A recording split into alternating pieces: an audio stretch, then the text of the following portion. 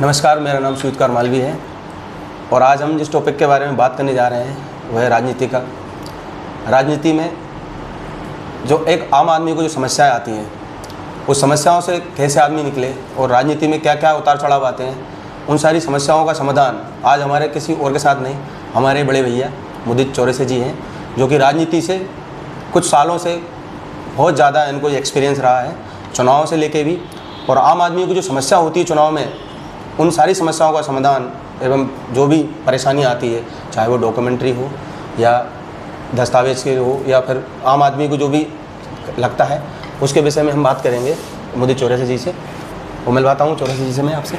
नमस्कार जी सर, पहले तो आप सबसे पहले ये बताइए, राजनीति में मतलब आने का आपका मेन उद्देश्य क्या था कि आप किस तरीके से आपको लगा कि मैं राजनीति में ही जाऊं, या राजनीति से ऐसा कुछ आपका लगाव रहा है शुरू से या बीच में ऐसा कुछ हुआ है जिस वजह से आपको राजनीति की तरफ आपको मुड़ा हुआ है? कुछ विगत समय से कुछ परेशानियां चल रही थी जी, और जिनको ऑब्ज़र्व किया, जिसके लिए हम हर व्यवस्था के दरवाजे पे गए जब हमें मदद चाहिए थी। तो हमने सबको देखा कि व्यवस्थाएं सिर्फ नाम की हैं। जी, आम आदमी के लिए चीज़ों को बोलना एक अलग है और किसी के लिए करना अलग है।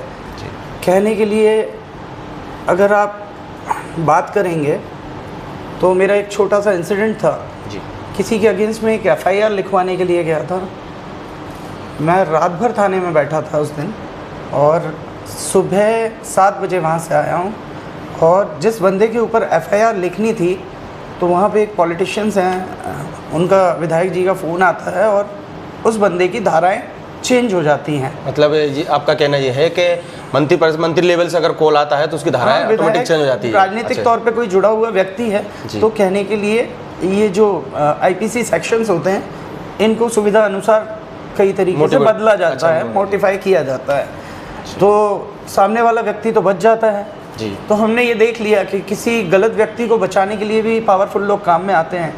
तो हमारा दिशा इसकी तरफ चली गई कि जब वो किसी गलत के लिए कर सकता है, तो हम अगर इस जगह पे बैठे तो किसी सही के लिए भी कर सकते हैं।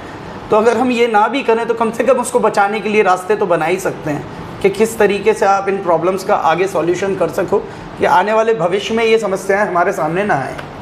जी, आपका राजनीति में भी सहयोग रहा है, आपने चुनाव भी लड़ा था? हाँ, मैंने 3 चुनाव लड़े हैं। इसके बाद में मैंने विधानसभा इलेक्शन 2023 गोविंदपुरा सीट भोपाल से लड़ा है। जी, फिर मैंने लोकसभा इलेक्शन लड़ा है भोपाल से। और आप किसी पार्टी के थ्रू थे या? नहीं, मैं निर्दलीय कैंडिडेट था।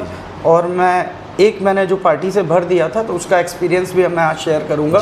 क्योंकि कोई भी राजनीति से जुड़ रहा है और किसी पे विश्वास करता है, तो इस एक्सपीरियंस को उसको जानना चाहिए कि यहाँ पे क्या चलता है। तो राजनीति में जुड़ने के लिए आप मतलब किसी के पास गए थे या फिर डायरेक्ट कोई आम आदमी भी लड़ सकता है क्या? उसके लिए कोई स्पेशल डॉक्यूमेंट्री चाहिए? लड़ सकता है।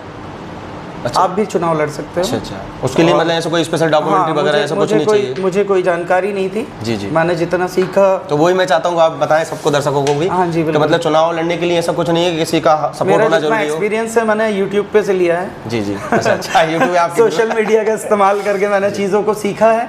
और जितना नॉलेज के साथ साथ जो मेरे परिचित थे, जो कुछ वो जानते थे, उनसे मैंने पूछ के काम किया, तो हो गया। कुछ इतना बड़ा टास्क नहीं है।